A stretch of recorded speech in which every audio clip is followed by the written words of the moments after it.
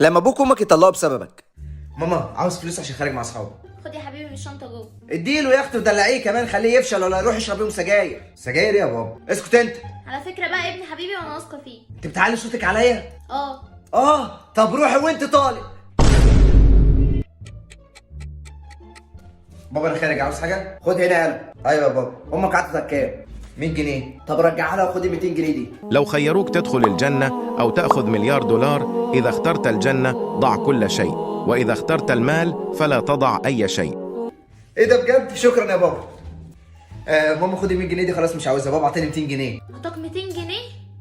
طب خد بقى 1000 جنيه باللي عندي فيه. ايه ده بجد؟ شكرا يا ماما. بابا خد ال 200 جنيه بتاعتك دي مش عاوزها. ماما احسن منك وادتني 1000 جنيه. يعني هي بتتحداني. طب خد دول. هات. ايه ده يا بابا؟ دول 500 جنيه كده ماما هتكسب. شت. طب نعمل ايه؟ الفيزا.